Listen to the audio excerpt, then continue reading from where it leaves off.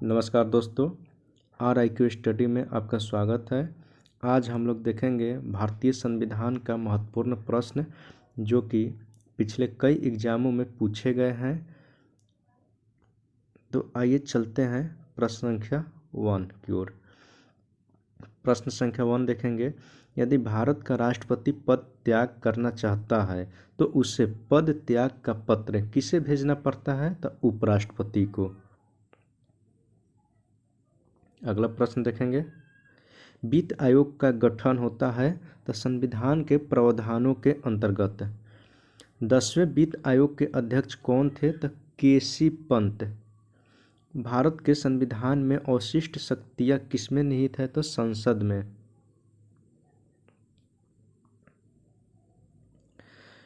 भारतीय संविधान के अंग नीति निर्देशक सिद्धांतों का स्रोत क्या है? तो आयरलैंड का संविधान। यानी भारतीय संविधान में नीति निर्देशक तत्वों को लिया गया है आयरलैंड के संविधान से। संविधान के किस अनुच्छेद में संविधान संशोधन की प्रक्रिया दी गई है? तो अनुच्छेद 368 में।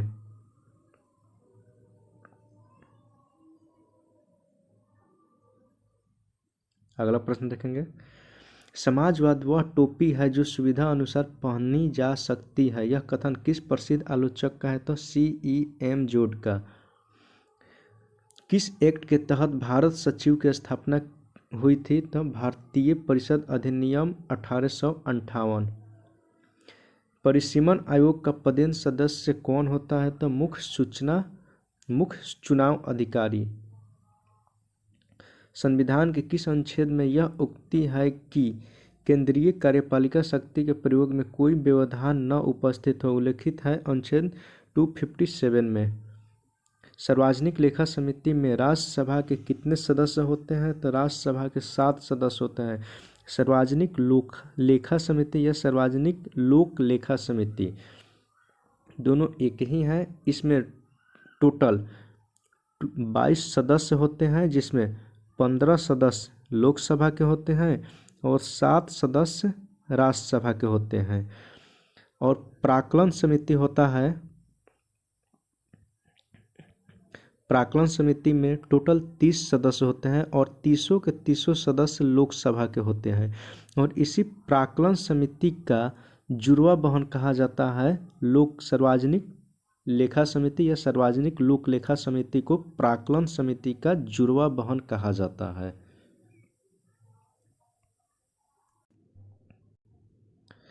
अगला प्रश्न देखेंगे, किस संविधान संशोधन के तहत लोकसभा का कार्यकाल 6 वर्ष से घटाकर 5 वर्ष कर दिया गया? तो 44वें संविधान संशोधन के द्वारा लोकसभा का कार्यकाल 6 वर्ष से घटाकर 5 वर्ष कर दिया गया। 44वां संविधान संशोधन हुआ था 1978 में।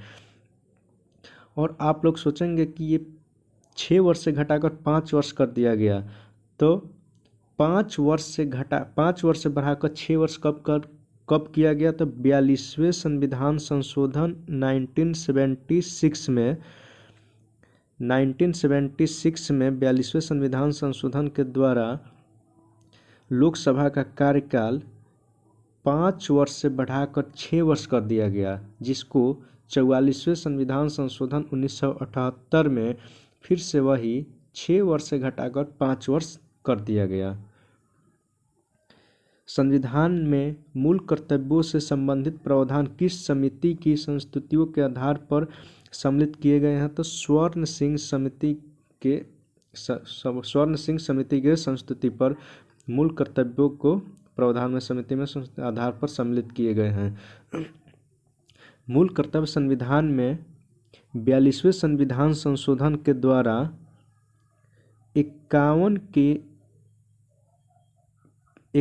के ए में अनुच्छेद 51 के ए में और भाग 4 के क में जोड़ा गया था मूल कर्तव्य।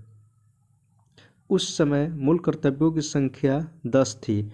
अब टोटल मूल कर्तव्यों की संख्या 11 हो गई है, जो कि 86वें संविधान संशोधन द्वारा जोड़ा गया था 11वां शिक्षा के अधिकार को। अगला प्रश्न देखेंगे, विधान परिषदों में सर्वप्रथम किस अधिनियम के अंतर्गत भारतीयों को प्रतिनिधित्व दिया गया? तो 1909 के अधिनियम के अंतर्गत। 15 अगस्त 1947 और 26 जनवरी 1950 के मध्य भारत का राजनीतिक दर्जा क्या था? तो ब्रिटिश राष्ट्रकुल का एक अधिराज्य। अगला प्रश्न, किसकी अनुमति से कोई व्यक्ति भारतीय नागरिक विदेशी राज्य से विदेशी सरकार से कोई उपाधि या सम्मान प्राप्त कर सकता है? तो भारत के राष्ट्रपति के अनुमति से। भारत के राष्ट्रपति की अनुमति के बिना कोई व्यक्ति विदेशी सरकार से उपाधि या सम्मान प्राप्त नहीं कर सकता है। राष्ट्रपति के अनुमति के बाद ही वह कोई विदेशी से उपाधि या सम्मान ले सकता है। अगला प्रश्न देखेंगे, संविधान के किस संशोधन द्वारा मौलिक अधिकारों की संख्या घटा दी गई? तो 44वें संविधान संशोधन 1978 के द्वारा संविधान में पहले 7 मौलिक अधिकार थे, जिसको कि 44वें संविधान संशोधन 1978 के द्वारा संपत्ति के अधिकार को हटा दिया गया और संपत्ति के अधिकार को हटाकर अनुच्छेद 300 के क में रखा गया। अगला प्रश्न देखेंगे, राजस्थान उच्च न्यायालय कहाँ स्थित है? तो राजस्थान उच्च न्यायालय जोधपुर में स्थित है।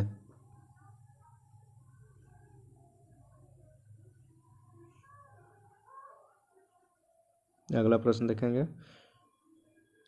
भारत के प्रथम मुख्य चुनाव आयुक्त कौन थे? तो भारत के प्रथम मुख्य चुनाव आयुक्त सुकुमार सेन थे।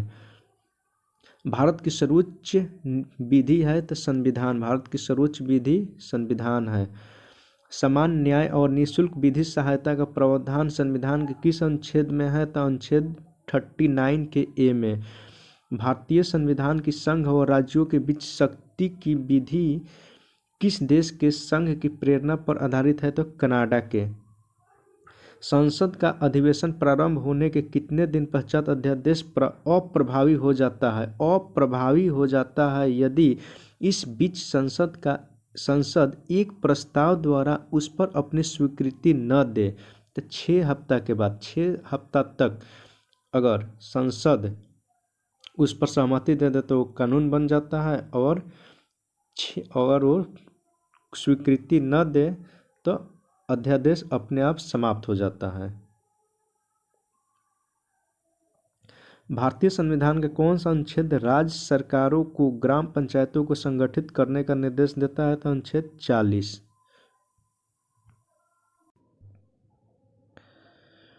भारतीयों को सत्ता के हस्तांतरण का उल्लेख सर्वप्रथम कब किया गया था? तो क्रिप्स मिशन 1942। ब्रिटिश संसद के लिए चुने जाने वाले प्रथम भारतीय कौन थे? तो दादा भाई नौरोजी। अगला प्रश्न देखेंगे, किस संविधान संशोधन के द्वारा राष्ट्रपति, प्रधानमंत्री एवं लोकसभा के निर्वाचन संबंधी विवाद न्यायालय के क्षेत्राधिकार से बाहर किया गया है? तो उत्तर है 39वां संविधान संशोधन 1975। भारतीय संविधान के किस अनुच्छेद में प्रेस की स्वतंत्रता से संबंधित बात का वर्णित है? तो अनुच्छेद 19 के 1 में, 19 के 1 के क में। राष्ट्रपति किस सूची के विषयों पर अध्यादेश जारी नहीं कर सकता है? तो राष्ट्र सूची के विषयों पर।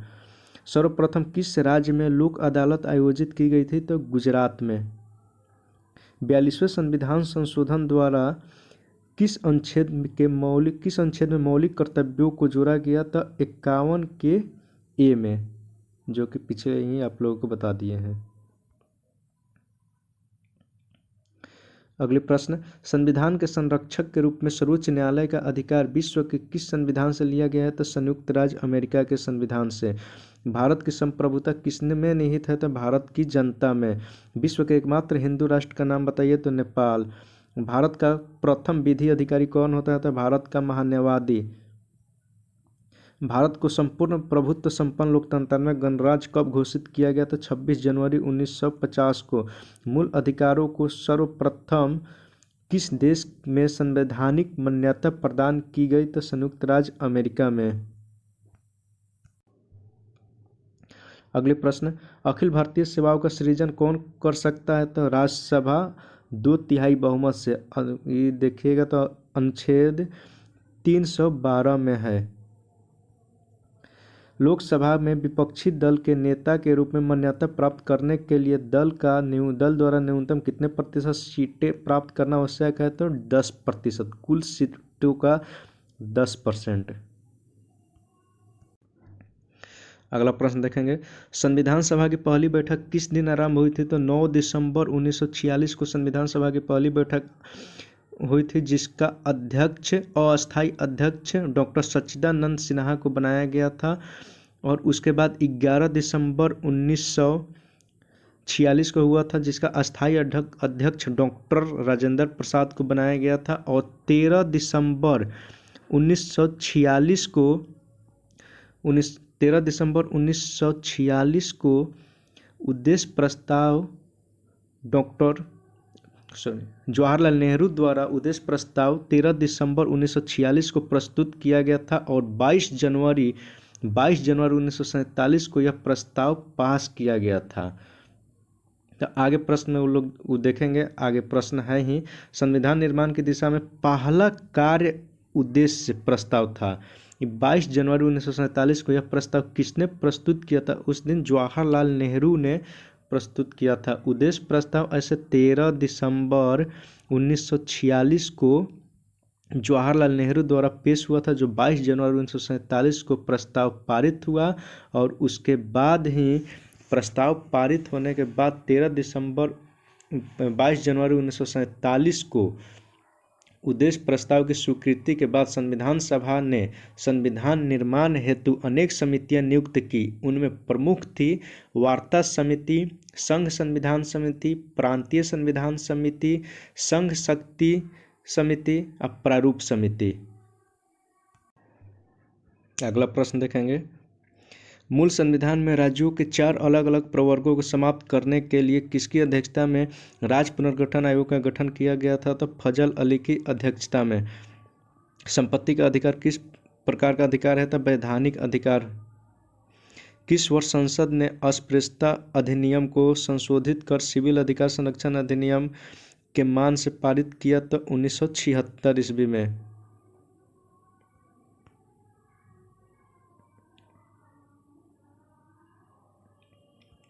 अगला प्रश्न, किस संविधान संशोधन अधिनियम ने राज्य के नीति निर्देशक तत्वों को मौलिक अधिकारों की अपेक्षा अधिक प्रभावशाली बनाया था? 42वें संविधान संशोधन 1976 में। भारत के कौन से राष्ट्रपति द्वितीय पसंद के मतों की गणना के फलस्वरूप अपना निश्चित कोटा प्राप्त कर निर्वाचित हुए थे? बीबी गिरी। संविधान के किस अनुच्छेद के अंतर्गत वित्तीय आपातकालीन की व्यवस्था हुई? तो अनुच्छेद 360। भारतीय संविधान कौन सी नागरिकता प्रदान करता है? तो एकल नागरिकता।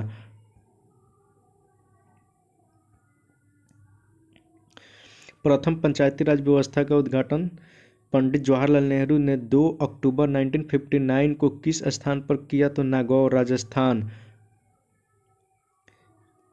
लोकसभा का कोरम कुल सदस्य संख्या का कितना होना चाहिए? तो 1/10।